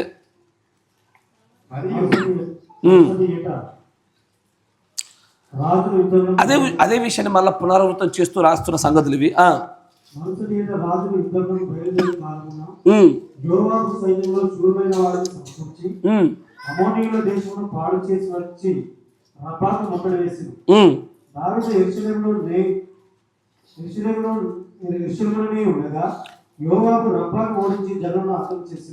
ఇది యోవాబేగా చంపింది ఇంతకుముందు ఒక ఉన్నత దేవుణ్ణి. తర్వాత దావీదు వచ్చి వారి రాజు తల మీద ఉన్న కిరీటము తీసుకుని దాని ఎత్తు 2 మణుల బంగారము. 4వ వచనం చూడండి. అటు తరువాత గిజులో ఉన్న ఫిలిష్తీయులతో యుద్ధం కలుగగా హుషాతీయుడైన సిబ్బెకై రిఫాయీయుల సంతతి వాడకు సిప్పై అను ఒకని హతము చేసెను. అందువలన ఫిలిష్తీయులు లోబుబాటుకు తీయబడేది. మరలా ఫిలిష్తీయులతో యుద్ధం జరగగా సేమ్ అదే విషయమా? యాయీరు కుమారుడైన ఎల్హానాను గిత్తీయుడైన గొలియాతు సోదరుడు లహ్మీని చంపెను. వాని ఈటె నేతగాని దూనెంత పెద్దది. లహ్మీ కదా సోదరుడి పేరు, లహ్మీ. వాని ఈచ దూనంత పెద్దది. మళ్ళీ కంటిన్యూ. మరలా గాతులు యుద్ధం జరిగేను. మంచి ఇద్దరియకు ఒకడు ఉండెను. వానికి చేతికి కాలికి 6 చొప్పున 24,000 వాడు రిఫాయీయుల సంతతి వాడు. చాలు, ఇది మనం చదివిన విషయమే. తర్వాత ఇప్పుడు మన ద్వితీయోపదేశ కాండము మరి కొంతమందిని చూసే ప్రయత్నం చేద్దాం.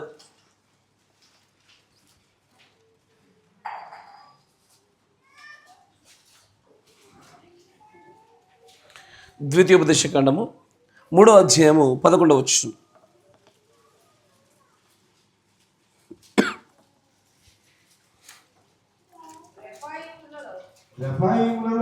రెఫాయీములలో ఏంటిది? ఓగ్ ద కింగ్ ఆఫ్ బాషాన్ కదా. ఓగు అనే రాజుని గురించి మాట్లాడుతూ ఒక్కడు మిగిలిపోయాడు. అందరూ ఏమయ్యారు? కంటిన్యూ. ఇదేంటి ఇనుప మంచం ఎప్పుడు అవసరం అయితే చెప్పున్నాయా? మంచం గురించి స్టోరీ చెప్తారు చూడండి. అది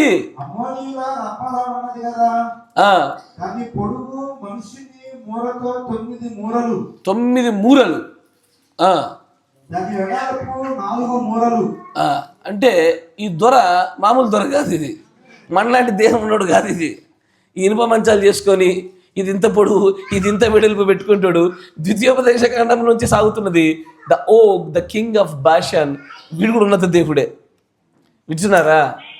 అసలు బైబిల్ మొత్తంలో ఉన్నత దేవులే ఉన్నారు. కాకపోతే రాజుల కాలం వచ్చేసరికి యుద్ధాల సంఖ్య ఎక్కువైపోయి ఉన్నత దేవుల మరణాలు ఎక్కువైపోయి దేవుడు వారిని పూర్తి నశింపజేయటం వలన కాలక్రమేణా వారి ప్రత్యుత్పత్తి తగ్గడమును వారు మిగతా వారితో సమానమైనటువంటి వ్యక్తులుగానే వారి వంశీయులు మిగిలిపోయారు. వింటున్నారా?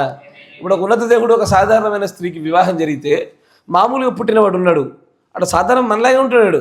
కానీ వాడి బీజం ఎక్కడిది, వాడి వంశం ఎక్కడిది? ఉన్నత దేవులకు సంబంధించినవాడే. వాడి తండ్రి ఎవడు? భౌతికంగా మాట్లాడే తండ్రి ఎవడు? సాతానే. అబ్సల్యూట్లీ వాడి దేహ సంబంధమైన లక్షణాలు వచ్చినవన్నీ కూడా సర్పంలో నుంచి వాడికి ఉత్పత్తి అయినాయి. ఇట్లాగే పూర్తిగా నార్మలైజ్ అయిపోయారు ఈ రోజున. మొత్తం ఇప్పుడు ఉన్నత దేహులు అనే వ్యక్తులు వెళ్ళిపోయారు, కానీ వారి బీజాలు ఉన్నాయి, వారి ప్రభావాలు ఉన్నాయి, వారి ఆత్మలు ఉన్నాయి, వారి గుణలక్షణాలు ఉన్నాయి. ఈ రోజున వారి సంఖ్య ఎక్కువైపోయిందండి. వారే ఈ రోజున మంచిగా గమనించాలా, లోతు దినాల్లో జరిగినట్టుగా, నోవాహు దినాల్లో జరిగినట్టుగా చెప్పబడుతున్న ఆ వాక్య నెరవేర్పులో ఈ రోజున అక్రమం విస్తరించుటలో ఈ సంతానం యొక్క పాత్ర ఎక్కువ. మీరు వింటున్నారా? ఈ రోజున అక్రమము బలాత్కార స్థాయిలో విస్తరించుటలో వారి వంశక్రమీల యొక్క గుండా వచ్చుచున్న వారి యొక్క పిల్లల యొక్క వారి ప్రభావాలు ఈ రోజున కనబడేది.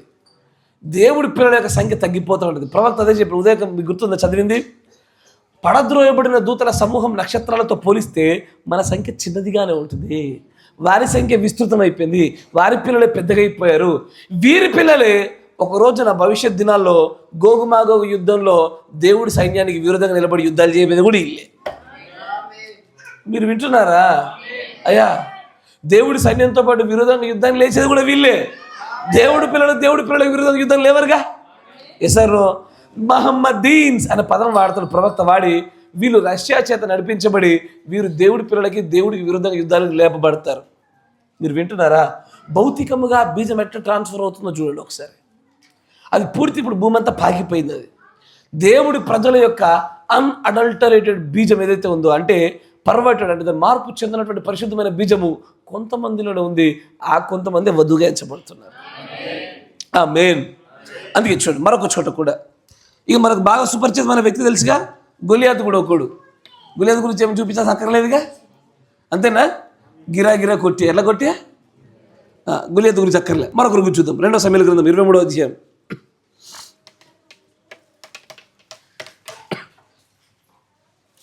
నెఫీలీలు అనబడు వారు ఉండిరి. ఆ తర్వాతను కాదు ఆ తర్వాత మొత్తం వాళ్ళే ఉండిరి. సరేనా? ఆ తర్వాత మొత్తం వాళ్ళే ఉండిరి. 23వ అధ్యాయం 20వ వచనం. మరియు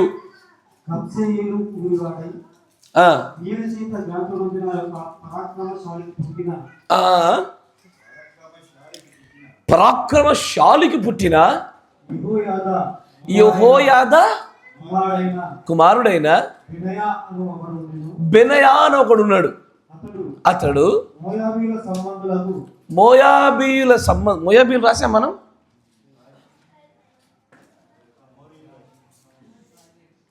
మోయాబీల సంబంధులకు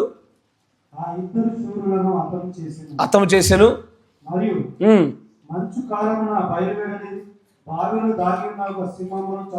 ఏదేంది ఈ బెనాయా అంటాడు? కరెక్ట్ అయినా బెనాయా అతని పేరు బెనాయా. ఇతడు మంచు కాలంలో ఎందుకైనా మంచు పడుతుందని చెప్పి పాపము ఒక సింహం వెళ్ళి బావిలో దాక్కుందంట. ఏందది? బావిలో దాక్కుందంట. ఏమనిపించింది ఏందో, డబాని బావిలో దూకి పట్టపట్ట చీల్చి చంపేస్తుండే దాన్ని. చీల్చి చంపేస్తున్నాడు. కొబ్బరికాయ ఇరిచినట్టు, ఆ క్యారెట్ ఇరిచినట్టు సింహాన్ని చీల్చుతున్నాడు. ఇంత సింహాన్ని చీల్చే ఉన్నత దేహం శక్తి ఎవరిది? ఉన్నత దేవులది మాత్రమే. కానీ ఇక్కడ అతను ఉన్నత దేవుడు అని చెప్పబడదు. ఎందుకంటే కాలక్రమేణా వారి యొక్క ఎత్తులు, కాలక్రమేణా వారి యొక్క హైట్లు మెల్లమెల్ల తగ్గించబడతా ఉన్నాయి, నార్మలైజ్ అవుతూ ఉన్నారు. అయ్యో మీకు అని డౌట్ రావచ్చు, అయితే మరి సంసోను ఉన్నత దేవుడా? కాదు. సంసోను ఎట్లుంటాడు? లైట్గా లెక్క ఉంటాడు, సన్నగా బక్కగా, కండలేం లేవు, ఉఫ్ అంటే ఎగిరిపెట్టేటుంటాడు. కానీ సింహాన్ని చీల్చగలే శక్తి గలవాడు అంటాడు ప్రవక్త. కండలు ఉండవు అతనికి. ప్రవక్త చెప్పిన వివరణ గుర్తుందిగా. అందరూ సంసోన్ అనగానే కండలు ఊహించుకుంటారు. నడవడం రాకెట్ నడుస్తాడేమో అనుకుంటారు. అట్లేం లేదు, సన్నగా బక్క చెక్క లెక్క ఉంటాడు. కానీ సింహాన్ని చీల్చగల శక్తిమంతుడుగా ఉంటాడు అతడు. దేవుడు తన పిల్లలు అట్టే చేస్తాడు, బక్కగా వీళ్ళేం గెలుస్తారులే అన్నట్టుగా చేస్తాడు. కానీ వాళ్ళలోనే శక్తిని దాచి చూస్తాడు. కానీ ఉన్నత దేవులది మాత్రము ఆ దేహము, వారి శక్తి అంతయు కూడా బలం కలిగిందే. ఇప్పుడు ఈ రోజున మీరు కొంతమందిని చూస్తుంటే వైకర్స్ అని కొంతమంది పిలుస్తారు, వైకింగ్స్ అని పిలుస్తారు. వైకింగ్స్ నార్మల్ ఇంటికి వెళ్ళాక మీరు కొట్టండి వైకర్స్ ఆర్ వైకింగ్ పీపుల్ అని కొట్టండి. వాడు ఒక్కొక్కటి ఎట్లుంటారు తెలుసా? ఈరోజు కూడా 10-11 ఫీట్లు ఉండి వాడి ఒక చెయ్యి భుజమే ఇంత దొడ్డు ఉంటుంది. ఈ రోజుకి ఇంత దొడ్డు ఉంటుంది. ఆల్మోస్ట్ మన తై అంత ఉంటుంది, మన కాలు అంత ఉంటుంది. చేతే ఇప్పటికీ ఉంటారు వాళ్ళందరూ కూడా వైకింగ్స్ యొక్క జీన్స్ను ముందుకు కొనసాగిస్తూ ముందుకు సాగిపోతూ ఉన్నారు. ఈ జీన్స్ మొత్తం ప్రపంచం అంతా స్ప్రెడ్ అయిపోయినాయి. ఇప్పుడు ఆ బీజము భౌతికముగా నెమ్మదిగా అంతరించిపోతుందేమో కానీ ఆత్మీయంగా మాత్రం దాని యొక్క శక్తి అత్యంత ఘోరంగా ప్రబలుతూ వస్తూ ఉంది. వింటున్నారా? Praise the lord. ఇప్పుడు ఇక్కడ చెప్పినటువంటి ఆ బెనాయా అనే వ్యక్తి పేరు కూడా అతడు ఉన్నత దేవుడు అని చెప్పబడదు, కానీ అతని గురించి చెప్పిన వివరణ మాత్రము వారి సంతతి వారికి సంబంధించినట్టుగానే కనబడుతూ వస్తూ ఉంటుంది. ఆమేన్. ఇప్పుడు దీన్నే ప్రవక్త అంటాడు ఏమని, అయ్యా ఉన్నత దేవులను గెలిచి ఇంచ్ ల్యాండ్ మనం స్వతంత్రించుకుంటేనే ఆ రోజున ఇజ్రాయేలీలు తమ యొక్క కానాను దేశాన్ని ఎట్లాగో స్వతంత్రించుకోగలిగారో ఈ రోజున కూడా మన పరిస్థితి అలాంటిది అంటాడు. అయితే ఈరోజు ఉన్నత దేవులు ఎవరు? అమ్మా, వాక్యాన్ని తోసేసిన వారు. ఇప్పుడు లాస్ట్ ఆన్సర్ చెప్పారు. ఇంకా మస్తున్నాయి, చాలా ఉన్నాయి దాంట్లో. కరెక్ట్, మీరు చెప్పింది వాస్తవమే, కానీ ప్రవక్త చెప్పిన కొన్ని మాటలు మీకు చూపిస్తాను చూడండి. ముందుకు సాగిపోదాం. కొటేషన్లో కూడా త్వరగా దీన్ని ముగించే ప్రయత్నం చేద్దాం.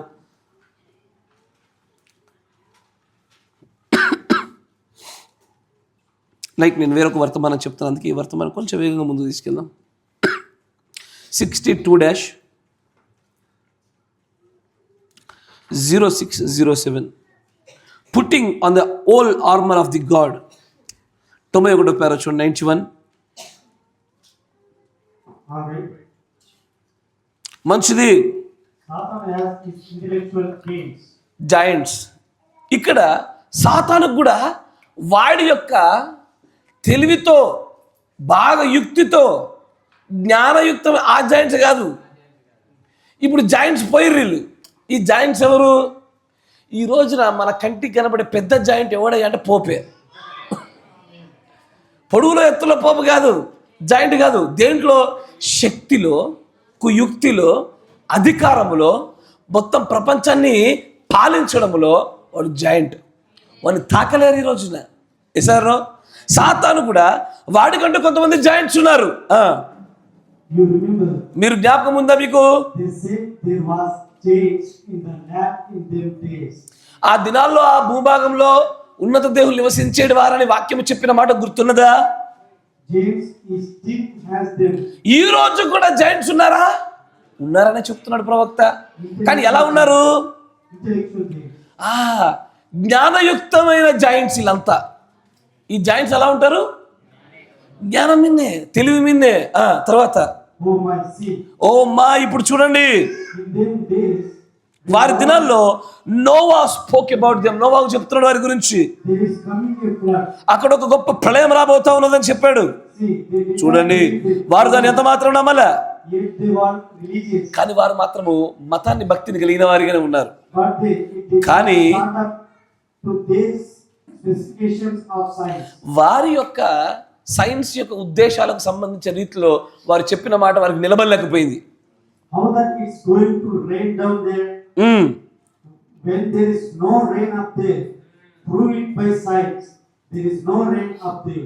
ఎవరి జాయింట్స్ ని అంటే శాస్త్రీయ పైన ఎక్కువైనటువంటి ఆధారపడినటువంటి జీవితాలు కలిగిన వారిని ఈ రోజున జాయింట్స్ అని పిలుస్తున్నాడు. ఈ రోజున ప్రవక్త గారు ఒక కళను గురించి మాట్లాడుతున్నారు. అక్కడ కొంతమంది ట్యూబులలో పోస్తూ ఉన్నారు చూసారా, వీళ్ళే ఈ రోజున జాయింట్స్.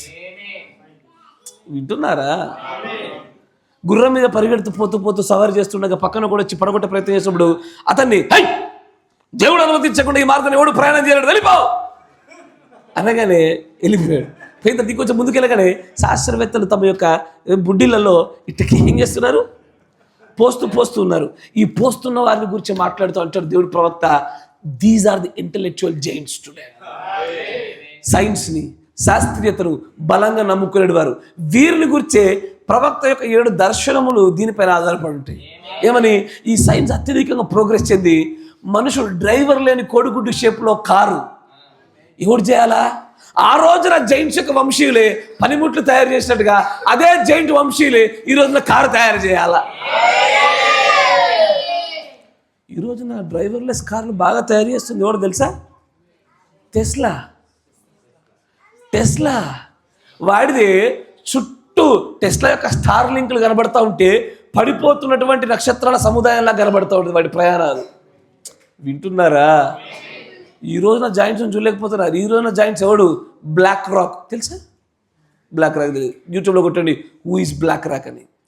టెస్లాలు, అమెరికాలు, వీటి వెనకాల ఉన్నటువంటి గుత్తాధిపత్యాలు, ఇల్యూమినాటి అనేటువంటి ఒక కాంట్రవర్షియల్ గుంపు ఉంటుంది, ఉందని ఒకడు లేవని ఒకడు, ఆ గుంపుకు సంబంధించి వాళ్ళు. మొన్న మధ్యలోనే ఎప్స్టీన్ ఫైల్స్ విన్నారా? ఇది బాగింటారు. దాని వెనకాల ఎంతమంది రాజకీయ నాయకుల పేర్లు బయటపడి చూసారా? వీళ్ళందరూ జాయింట్సే, దిగ్గజాలే. ఇది శాస్త్రీయంగాను రాజకీయంగాను ఈ ప్రపంచాన్ని గుప్పిలో పెట్టుకున్నటువంటి జాయింట్స్. వీళ్ళందరూ ఎవ్వొక్కడు కూడా ఈ వర్తమానానికి అనుగుణంగా నడిచేవాడు కాదు. వాళ్ళని గురించి ఈరోజు మాట్లాడుతున్న జాయింట్స్, వాళ్ళ కదలికలు జాగ్రత్తగా చూడాలా. వారిని ఈరోజు ఎవడు కుప్పకొల్చాడు పడేయలేడు. ఎవడు పడేస్తాడు? వాళ్ళు ఇప్పుడు భౌతికంగా వచ్చారా? ఇది పడద్రోయబడిన దురాత్మల సమూహం యొక్క శక్తులతో బయటకు వచ్చారు ఈ రోజున. వాళ్ళని పడద్రోయట సాధ్యం కాదు. వాళ్ళు ఇప్పుడు మొత్తాన్ని షేర్ మార్కెట్ ఏదైనా చేయగలుగుతారు. వాళ్ళు ఇప్పుడే మొత్తం గోల్డ్ షేర్లని కొని గోల్డ్ రేట్ని కుప్పకూటనే చేయగలుగుతారు. అన్నిటిని కొనుక్కొని దాని ఇప్పుడున్న రేట్ని డబల్ కూడా చేయగలుగుతారు వాళ్ళు షేర్స్ని. Giants, they are called giants. మరో చోట చూపిస్తారు చూడు, 61-1119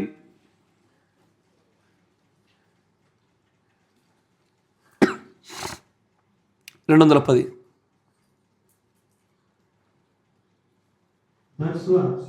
అయ్యా, నేను మీకు మొట్టమొదటి లోకంలో ఉన్న జాయింట్స్ని చూపిస్తున్నా. మీకు అర్థమైందా? లోకంలో ఉన్న జాయింట్స్, లోకంలో ఉన్న దేవుని చూడగలగాలి. తర్వాత 210. ఇదే ఈ రోజున అసలు సంగతి ఉన్నది. దేవుని యొక్క అనేకమైన గొర్రెలు మార్గము తప్పి తిరుగుతా ఉన్నవి. ఈ రోజున సంస్థలే వారిని దొంగలించాయి. వారిని ఎక్కడ తీసుకెళ్ళాయి? సైకాలజీ డిపార్ట్మెంట్కి తీసుకెళ్ళిపోయాయి. కరెక్టేనా? తర్వాత ఇప్పుడు మంచిగా గమనించండి. మీలో కొంతమంది కొన్ని సాక్ష్యాలు చెప్తున్నా, నేను విన్నా. ఏమని? బ్రదర్, మీరు వాక్యం చెప్తుంటే పక్కన మాకు బ్రహ్మలాగా ఎవరో కనబడ్డట్టుగా, లేకపోతే ఏదో దూతలు నిలబడ్డట్టుగా, పైన మేఘం వచ్చినట్టుగా అని మీకున్న కలిగిన అనుభూతులు చెప్పారు కదా. ఇదే విషయాన్ని ఒక సైన్స్ దగ్గర పోయినాం అనుకో, దిస్ ఈజ్ కాల్డ్ ఇమాజినేషన్. దీన్ని నెక్స్ట్ స్టేజ్ హాలోజినేషన్, తర్వాత డెల్యూషన్ అంటాడు. నీ లాస్ట్కి పిచ్చెక్కింది మందులు వేసుకో అంటున్నాడు. కరెక్టే. నువ్వు నేనేమంటున్నాము? ప్రత్యక్షత, దేవుడి కృపను మనం అంటుంటే వాడు ఇమాజినేషన్, హాలోజినేషన్, డెల్యూషన్. లాస్ట్కి వచ్చి పిచ్చాసుపత్రిలో మందులు తీసుకో బాబా అంటాడు. నేను వింటున్నారా? ఈ రోజున చాలామంది దేవుడి పిల్లలు వారు అతీతమైనటువంటి కంటికి కనబడని యొక్క ప్రపంచంలోని సంగతులు చూడగలిగే వాళ్ళని సైకాలజీ డిపార్ట్మెంట్లో పెట్టారు. వాళ్ళు దుష్ట శక్తుల్ని రుచి చూడగలుగుతున్నారు, వాటి కదలికలు చూడగలుగుతున్నారు, దేవుడి శక్తిని కదలికలు చూడగలుగుతున్నారు. కానీ ఇలా చూడగలిగేటువంటి నేత్రాలు తెరవబడిన వారి లోకం ఏమంటుందంటే పిచ్చాసుపత్రికి తీసుకెళ్ళింది. వాళ్ళు కరెక్ట్గా ఉండాల్సింది ఎక్కడ? ఇక్కడ నుండి వారు చూడగలుగుతున్న వారి వరములను షార్ప్ చేయగలుగుతారు. ఎలా చూడాలి? వాక్యం ఎలా విభజించగలగాలి? ఏది దేవుడిదో ఏది కాదో గుర్తుపట్టుకున్నట్లుగా సంఘం వరకు ట్రైనింగ్ ఇవ్వాలి. కానీ తీసుకెళ్ళి ఎక్కడ పెట్టింది? సైకాలజీ డిపార్ట్మెంట్లో పెట్టింది. దేవుడు దావీదుకి దేవుని యొక్క వాక్యమును శక్తినిచ్చి ఉన్నాడు. ఈ యొక్క జ్ఞానయుక్తమైన ఉన్నత దేవుని కలవడానికి వెళ్ళినప్పుడు దేవుడు మనకు కూడా శక్తినిచ్చిస్తున్నాడు. ఎవరి ఉన్నత దేవులు? పిహెచ్, ఎల్ఎల్డి, క్యూఎస్టి, తత్వజ్ఞానాలు వెళ్ళిన వాళ్ళు, సంఘశాఖ సిద్ధాంతాలు నేర్చుకున్న వాళ్ళు, ఎవరైతే వాక్యం చెప్పడానికి ట్రైనింగ్ తీసుకున్న వాళ్ళు. వింటున్నారా? మీకు అర్థమవుతుందా? ఉన్నత దేవులు ఎక్కడో లేరు ఇప్పుడు. ప్రతి సంఘశాఖ సంఘంలో పాస్తలో ఉన్నత దేవులే. అంతేనా? కరెక్టేనా? ఇప్పుడు ప్రతి కాపరి ఏం చేస్తాడు? సువార్త ద్వారా కంటాడు. ఇప్పుడు ఆ కాపరి ఏం చేస్తున్నాడు? తాను ఉన్నత దేవుడై ఉండి ఉన్నత దేవుళ్ళని అంటున్నాడు. మీరు వింటున్నారా? ప్రపంచంలోంచి ఇప్పుడు సంఘశాఖలోకి వచ్చాం మనం. ప్రపంచంలో ఉన్నత దేవులు చూసారా? వారు కోకోల వారి గురించి మాట్లాడుకుంటే రోజంతా వెళ్ళిపోతుంది. సంఘశాఖలో ఉన్నత దేవుల గురించి మాట్లాడుతుంటే ఎల్ఎల్డీ చేసేటోళ్ళు కదా, థియాలజీ చదివిన వాళ్ళు. ఎస్ఆర్నో ప్రతి ఒక్కరి బంధువులలో ఎవరో ఒకరు మన ఏంటది సంఘశాఖ పాస్టర్ ఒకరు ఉంటాడు. ఎట పాస్టర్ అయినామంటే ఏం చెప్తారు? Training pastor. మామూలుగా అది ఎగ్జాములు రాసాను నేను. ఎస్ఆర్నో ఇట్లాగే పిల్లలు జాయిన్ చేయడానికి స్కూల్కి వెళ్ళాము.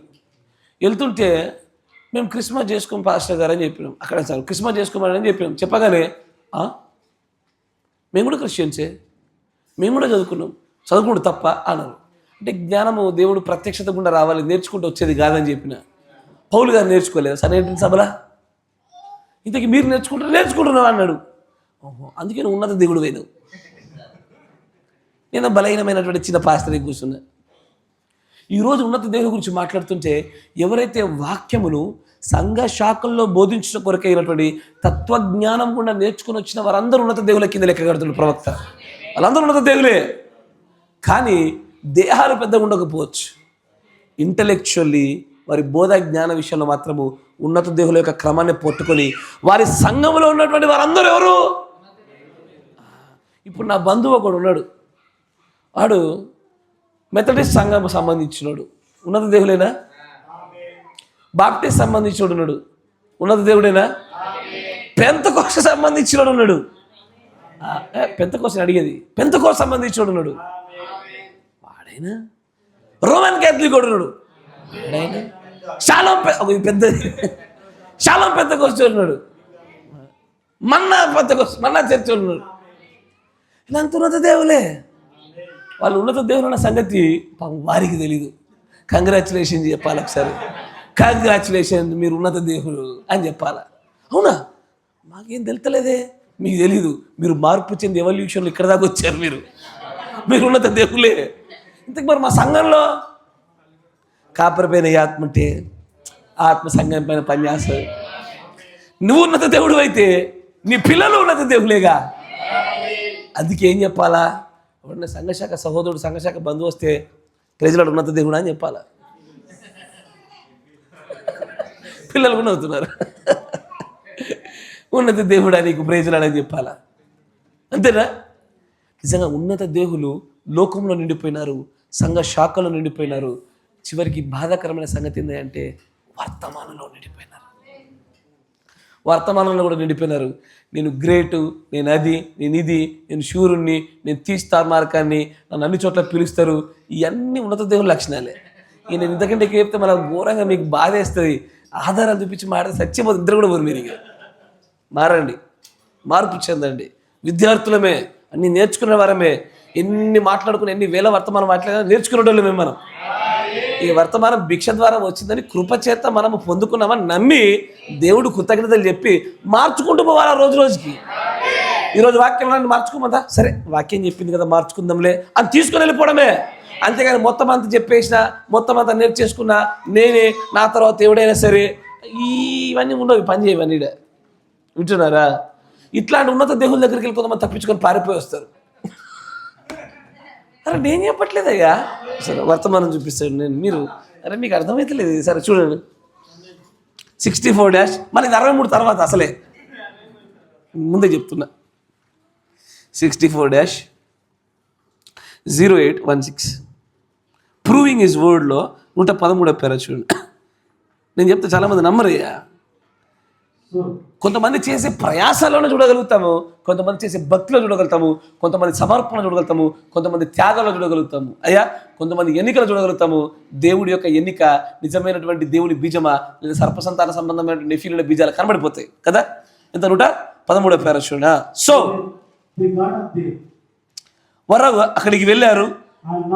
నా ఇప్పుడు నువ్వు ఎప్పుడైనా సరే దేనికైనా ఎవిడెన్స్ కావాలా, ఆధారాలు కావాలా మాట్లాడేటప్పుడు, కరెక్టేనా? ఆధారాలు కావాలా. ఇప్పుడు ఆధారాల సంగతి చూస్తే అక్కడ రోడ్డు మీద ఆ యొక్క శత్రువు అక్కడ పడి ఉన్నాడు.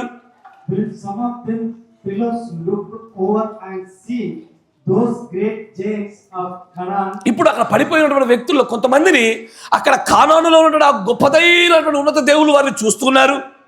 ఓ మై, వారు అన్నారు మేము అసలు మేము చేయలేము, వారి పని యుద్ధం చేయలేము, మిడతలు లాంటి వాళ్ళము.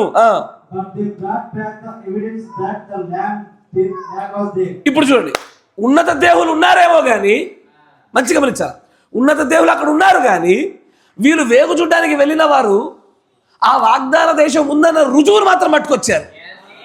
కరెక్టేనా? ఉన్నత దేవులు ఉండడం వేరు, అక్కడ వాగ్దాన దేశం ఉందని చెప్పడం వేరు. మంచిగా వినాలయ్యా, నేను ఖచ్చితంగా వర్తమాన సంఘాన్ని గురించి మాట్లాడుతాను, మర సంఘాల గురించి మాట్లాడుతున్నాను. ఉన్నత దేవులు ఉన్నారనబడ్డ మాట వేరు, మరియు కానీ అక్కడ వాగ్దాన దేశం ఉందన్న రుజువు ఉందని మాత్రం రుజువు వేరు. ఈ రుజువు మీద అర్థం, ఎందుకంటే రుజువులే ఉండాలి మనకి. ఇప్పుడు రుజువులు చూడండి. తర్వాత వారు ఏమి అబద్ధముగా తప్పుడు ఆత్మచేత నడిపించబడే ప్రజలు కాదు వాళ్ళు.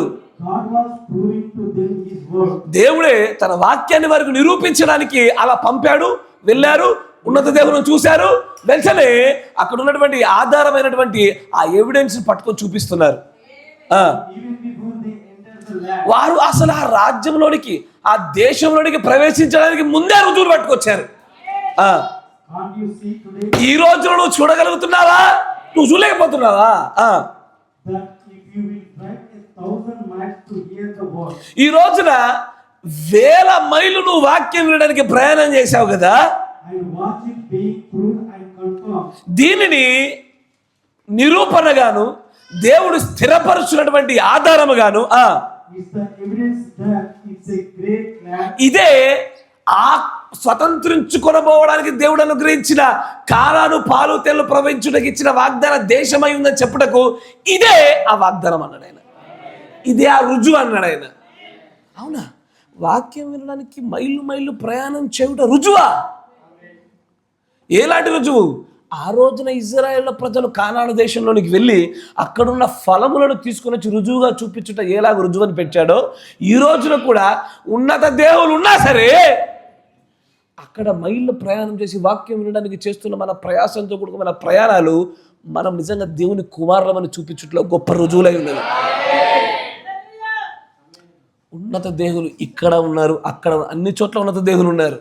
కానీ ఉన్నత దేవులు ఉన్నంత మాత్రాన వాగ్దాన దేశం కాకుండా పోలేదు. ఎస్ఆర్నో తెలుసు నాకు. చాలామందికి సంఘంలో ఉన్నత దేవులు లేకపోలే, ఒక్కొక్కరు ఒక్కో రకంగా ఉన్నత దేవులు వాళ్ళ మాటలు మాట్లాడతారు. చెప్పిన దాన్ని ప్రశ్నించే వాళ్ళు కొంతమంది, ఎదురు తిరిగే వాళ్ళు కొంతమంది, సొనిగే వాళ్ళు, గనిగే వాళ్ళు కొంతమంది. కానీ ఉన్నత దేవులు ఉన్నంత మాత్రం వాగ్దాన దేశం కాకుండా పోద్దా? కాదు. ఉన్నత దేవులు ఉన్నా అది వాగ్దాన దేశమే. దానికి రుజువు ఉందా? ఈ రోజున కాంట్ యు సీ టుడే? ఈ రోజు నువ్వు చూడలేకపోతున్నావా? ఈ రోజున రుజువు ఏదంటున్నాడైనా, వాక్యము వినుటకైనటువంటి మైళ్ళ కొలది ప్రయాణాలే ఇది ఆ వాగ్దాన దేశం అన్న గొప్ప రుజువు అంటున్నాడు ఆయన. నెఫీలీలు చేయలేరా ప్రయాణాలు? నెఫీలీలతో కావవి. అది మేమేదో దూరం అవుతుంది, బారులు అవుతుంది, కలవకని చెప్పి వచ్చినామని మీరు అనుకుంటున్నారు. కానీ మీలో ఉండి నడిపించిన ఆ బీజము మీరు నెఫీలీలు కాదు, మీరు దేవుని కుమారులను చూపుతా వస్తారు. ఇది మనకు తెలియకుండానే మనం ఏమై ఉన్నామో దేవుడి వాక్యం చూపుతామో మనకు తెలియట్లే పరిపూర్ణ స్థాయిలో. ఆయన అంటాడు, can't you see today? If you drive 1000 miles to hear the word and watch it being proved and confirmed, it's the evidence that it's a great land. ఇది గొప్ప దేశమై ఉన్నదని, ఇది ఆ వాగ్దాన దేశమై ఉన్నదని దాని నిరూపణను మీరు ఈరోజు చూడలేకపోతున్నారా? చూడలేకపోతున్నామే, మనం కనిపెట్టలేకపోతున్నామా? సమస్యల్లా ఎక్కడుంది అంటే కొనసాగింపులోనే సమస్య, కానీ గుర్తుపట్టట్ల సమస్య ఏమీ లేదు. ఆమేన్. ఈ రోజున ఉన్నత దేవులు లేని సంఘం ఉండదు. ఉన్నత దేవులు అనేకమైన చోట్ల ఉన్నారు, అన్ని చోట్ల ఉన్నారు. ఈ రోజున ఆ 3 విశ్వాస వర్గపు సంబంధించిన ప్రజల్లో కూడా, అవిశ్వాస వర్గానికి సంబంధించినటువంటి ప్రజల్లో కూడా ఆ యొక్క ఉన్నత దేవుల వర్గం అనేది ఇమిడి పెట్టబడి ఉన్నది అక్కడ. కాబట్టి ఉన్నత దేవుల్ని జయించుచూనే మనం ముందుకు సాగాల. ఎస్ఆర్నో? ఇక్కడ కూడా చాలామంది ఉన్నత దేవులు ఉన్నారు. నా కంటికి కనబడే ఉన్నత దేవులు, నా కంటికి ఎట్ట కనబడతారంటే భర్తల మీద ఆధిపత్యం చేసి ఉన్నత దేవులు ఉన్నారు, అజమాయి చేసి ఉన్నత దేవులు ఉన్నారు. వింటున్నారా? ఈ రంగులు పూసుకుని ఉన్నత దేవులు ఉన్నారు, ఈ వర్తమానానికి ఎదురు తిరిగి ఉన్నత దేవులు ఉన్నారు, దేవుడి వాక్యానికి అవునంటే అవునని చెప్పని ఉన్నత దేవులు ఉన్నారు. ఖచ్చితంగా మిమ్మల్ని అందరినీ కొట్టడానికి రాళ్ళు సేకరించి పెట్టుకున్నాం. ఆ రాళ్ళే వర్తమానాలు. వింటున్నారా? మన ఉన్నత దేవుళ్ళు మనం గుర్తుపట్టకపోతే ఎట్టగా? ఎస్ఆర్నో? ఉన్నత దేవులు ఉన్నారు కదా అని చెప్పి ఆడికి వెళ్ళడం మానేసి మనకు కానాను దేశం రాదు. ఏ సార్ నో ఈ బ్రదరు ఆ యూట్యూబ్లో బాగా చూసాం కానీ ఇక్కడికి వస్తే ఏర్పడేది అబ్బో ఇక్కడ బాగా తలకాయ నొప్పుది. నేనే చెప్తాను ఇక్కడ ఉన్నత దేవులు ఉన్నారని. ఇక్కడ ఉన్నత దేవులు ఉన్నారని చెప్పి రాకపోతేవా కానాడు దేశం మిస్ అవుతావు. కానీ ఉన్నత దేవులు ఉన్న చోటికి నువ్వు వచ్చి ఉన్నత దేవులు పలగొట్టి వేలగొట్టి జయించితివా. ఇప్పటికే నిరూపించబడినటువంటి ఆ ఎవిడెన్స్లతో స్వతంత్రించుకున్నట్టు మనం చేయాలా? అయ్యా ఉన్నత దేవుల మధ్యలో ఉంటివా? ఉన్నత దేవులు భూమి అందు ఉన్నారా? అన్ని చోట్ల ఉన్నత దేవులే, చుట్టూ ఉన్నత దేవులే. నేనైతే ఫుల్ ఎంజాయ్ చేస్తున్నా. లెట్స్ ఫైట్ విత్ ది జాయింట్స్ని కిల్ చేయాలా? ఉన్నత దేవుని చంపురా. మీరు చంపేటట్లేరు. మనకెందుకులే, మనం ఏమంటే మళ్ళీ మన విరోధంగా లేస్తారేమో అని మీరు భయపడుతున్నారు. మన అట్లా నరుకుడే, ఉన్నత దేవుల్ని నరుకుడే. అందరి నరుకుడు చంపుకుంటూ పోయి మనదైన దాన్ని మనం స్వతంత్రించుకోవాలా. ఇప్పటికీ ఎవిడెన్స్లు దేవుడు చూపించాడు. స్వతంత్రించుకునేటువంటి ఆ పొసెసింగ్ ద గేట్స్, స్వాధీనం చేసుకునేటువంటి శత్రువు గ్రవిని ఒక్కటే మన దగ్గర మిగిలిపోయింది. పడితిమా స్వాధీనం చేసుకుంటుమా మనదైనది మన సొంతమవును, మన పరిశుద్ధాత్మ బాప్తిజం మనదవును. ఎస్ఆర్నో గాడ్ బ్లెస్ యు. దినములు దీవించిన గాక. ప్రార్థన చేసుకుందాం. పరిశుద్ధాత్ముడ, సర్వశక్తి సంపన్నుడ, కృపామయుడ, ఉదయకాలంలో నువ్వు కృప చూపినావు తండ్రి. మధ్యాహ్న కాల సమయంలో కూడా మీరు కృప చూపినారు తండ్రి. నాయన నీ గొప్పదైన రీతిలో అద్భుతమైనటువంటి నీ ప్రేమైనటువంటి ప్రజలకు అర్థమగు రీతిలో ప్రభు అనేకమైన సంగతులు మీరు బయలుపరిచుండగా, ఇంకా దీనిలో మేము చూడవలసిన సంగతులు చాలా లోతున నేను ఉంటుండగా ప్రభా, వాటన్నింటినీ భవిష్యత్ దినాల్లో మేము చూడబోనట్లుగా మా కన్నులు తెరవమని మేము ప్రార్థిస్తా ఉన్నాము. నీ ప్రేమైన ప్రజలు ప్రభా తమ చుట్టూ ఉన్న ఉన్నత దేవులను గుర్తుపట్టుటలో వీరి కన్నులు తెరవమనియు, ఆ ఉన్నత దేవులను చంపుటలో దావీదు వలె వీరికి ప్రావీణ్యం దయచేయండి నాయన.